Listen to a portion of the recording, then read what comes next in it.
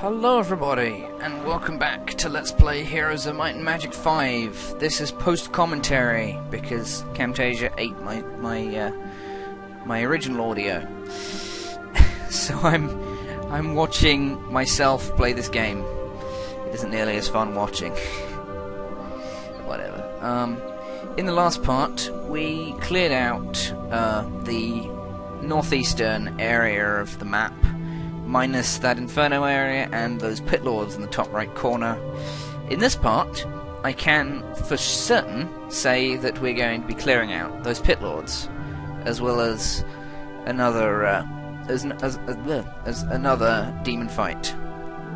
So right here, I'm just fiddling around with Isabel's hero screen, going back to the town to make sure that I haven't forgotten to do anything. Useful to be able to do that. Yeah, Rutger has some troops to give to Isabel, so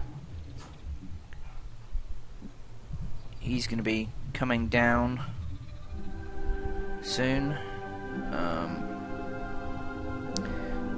wonder, can I pause this? Probably. Yeah, Isabel's coming up. She needs to go to the town because I'm planning on building a few things there next turn, or a thing there next turn. You go there, pick up some troops, because that's what you need to do, pick up troops. Can I pause this? Let's find out. No, that's quite annoying. Oh well, let's deal with it. Yeah, so it's next turn. I'm going to be buying cavalry because I need troop efficiency. I don't want to miss out on weekly troops. As quickly as possible, maximize the amount of troops you get per turn.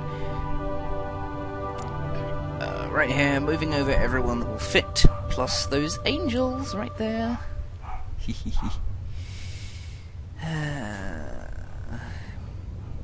Bloody dog. Right, yeah, I'm leaving Rutger with the with those unupgraded griffins because I need to send the griffins over to be upgraded at the hill fort. But I think I'm sending Rutger back now, actually. No, sending him over to the hill fort. Should probably send him back, because I've got troops to upgrade as well. I have new troops to upgrade. I think I'm going to build a... yeah, I was talking about if you hold the mouse button over... if you hold right mouse over the end turn thing right there, you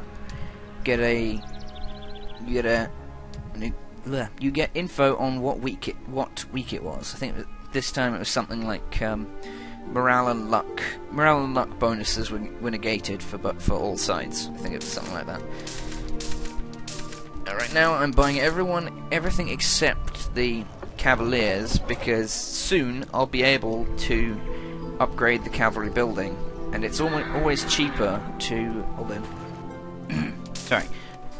Yeah, I'm having her pick up those troops because troops always got to get more troops.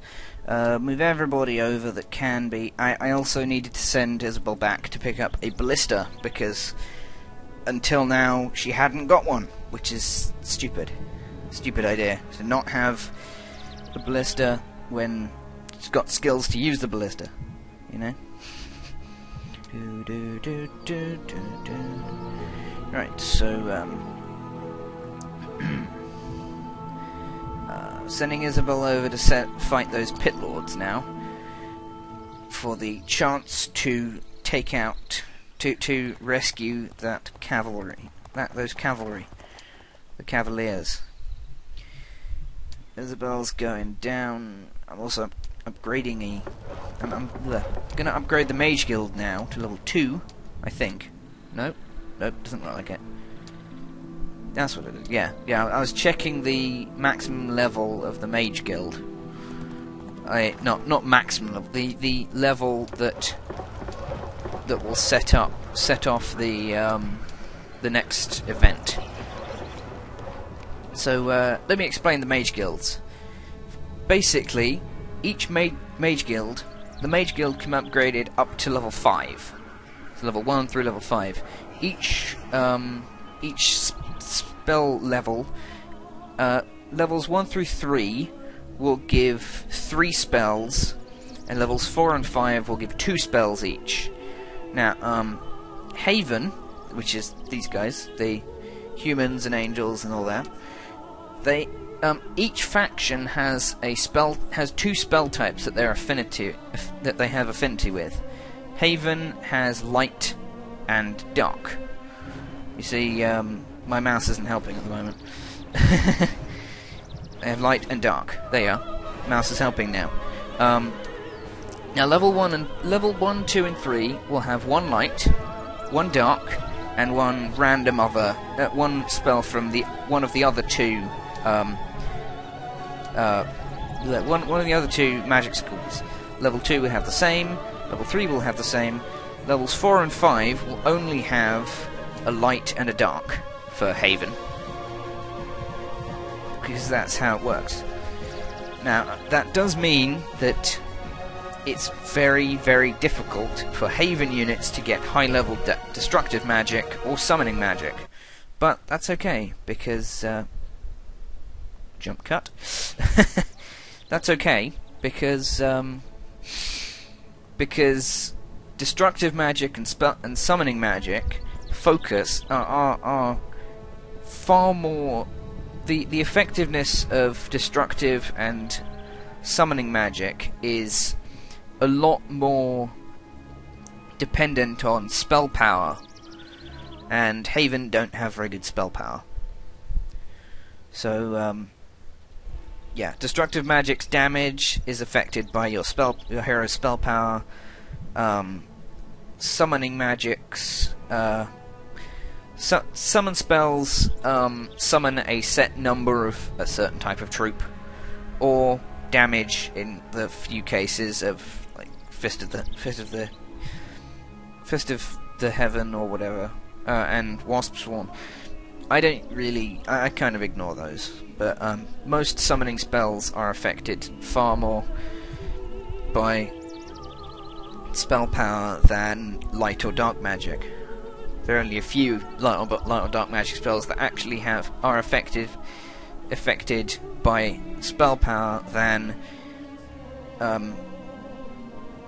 in any other way, in any way other than duration. Now, I was talking about the different spells in level 2, which we unlocked. We have Endurance. The mouse isn't helping right now. We have Endurance, which increases defense of the target or targets, depending on spell type, on spell ability. We have Vulnerability, which decreases the defense of an opponent by 3, specifically, for 9 turns or so, I think. And Wasp Swarm, which is another, yet another damaging spell.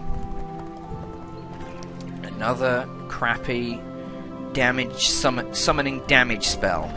Those are all really bad, so at least to my experience. We are going back to pick up some more troops. Yeah, Isabel is now going to be fighting the Pit Lords, I think. Yeah, gonna upgrade Paladins. Now, I'm going to do something very stupid and trade off a bunch of my resources for gold in order to recruit the Paladins, when I could quite easily just wait one more day and be able to recruit them then. That is actually what I end up doing, because it's quite a stupid idea to do this, because they cost so much. I mean, look at that. Each Paladin is 1,500 gold. That's a lot of gold. It's not even a level 7 unit. It's not even an angel. I mean, angels are 3,200, which is even more ridiculous, but still. That's not the point. Now Isabel's going to go and fight the Pit Lords, and that's not going to go well. I've already fought this fight, so I know it's not going to go well. Pit Lords, if I'm honest, they're probably a lot more dangerous than, a lot more problematic than Devils. Simply because of their special ability, Vorpal Sword. Vorpal Sword, if I haven't already talked about it, I'm pretty sure I have. Vorpal Sword will mean that that whenever a Pit Lord physically attacks something, it will always result in at least one kill, which means that the best ways to fight it are with low-level units that you don't really mind letting die. Or rather, low-level units, but not so low-leveled as so that more than one dies. You definitely do not want level 7s and 6s and 7s fighting them unless they will definitely get a kill, for example, because they are far too valuable to waste on to waste due to stupid Vorpal Sword ability. Also, I show off the Ballista in this one, special Ballista ability, double shot and controllable shot specifically, very nice. Yeah, this is the fatal mistake. Do not move in range of a Pit Lord. That was in range of a Pit Lord. I'm specifically, at this point, I'm trying to get these Pit Lords to actually run up to my high level units, forgetting about the Vorpal Sword ability. There's one kill right there. Normally, that amount of damage would not have got a kill. Yeah, normally that amount of damage would not have killed. That's a kill due to Vorpal Sword on an angel. That's not cool. And then I make an even more stupid mistake, and in a bit I make an even more stupid mistake and actually attack these Pit Lords with the Paladins. When there's 3 left, the chance 2 to 3 kills, 2 kills, will always be so, and thus a Paladin dies as well. In this fight, I actually end up turning out worse than the AI did. And that is unacceptable. So I actually load at this point. I'm sorry about that, but it really was unacceptable. An unacceptable loss is, I believe, the phrase used by the military. It's an unacceptable loss. I actually performed this battle a lot better this time. Basically, by being a coward and not getting my powerful units in range until the Pit Lords have been softened up a bit. In other words, stay out of range. Stay out of range. There. Boom. Out of range. I'm not sure why the cursor's flickering. I really don't know. It wasn't flickering in, sorry, it wasn't flickering in the recording, but apparently it's flickering now. That's not good. I'm casting Endurance on them because I'm hoping... I just cast Endurance on the Marksman because I know for a fact that if no one's in range of a Pit Lord, of these Pit Lords, they will cast their fireballs. And I'm desperately hoping that, at this point, that the fireballs will not kill too many of my Marksmen, seeing as that's an obvious target. It does. It does. That's quite a lot of Marksmen.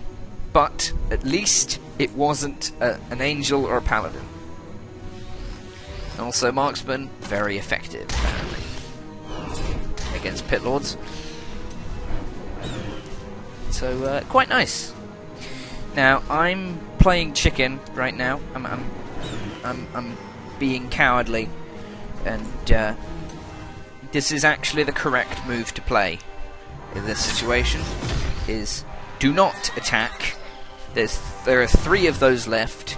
Your Paladins have another turn. Soften them up. Paladins have another turn before.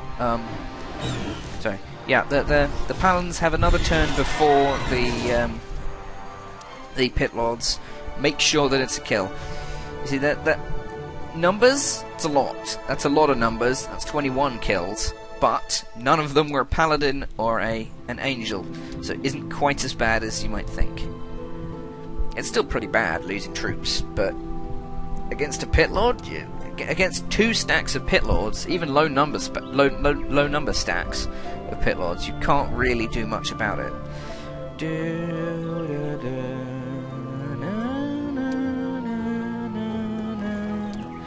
I like this song. I like a lot of the music in a bunch of games. That was what I was hoping for, because if they'd attacked me, then Rutger would now be dead. That's also why I didn't want to click on them with Isabel, because Isabel doesn't have any spaces left on it in her army. Now I see those guys and I think, I'm gonna go for them now. I'm gonna go for them. Let's do it. Let's do it. I've now upgraded something or other, I think. What did I upgrade? I think I upgraded the yeah, I just upgraded the cavalry. And now I can buy the paladins. Boom, paladins. Just wait one turn. You don't need to sacrifice your resources for things like gold, because you get a bunch of it once your town's set up. Unless your Inferno has trouble with their troops in gold, I think. Inferno definitely does, and ouch, that's a lot of losses by the AI. I actually played pretty well in this battle. This is against 10 Archdevils. I call them Archdevils because it sounds better. 10 Archdevils.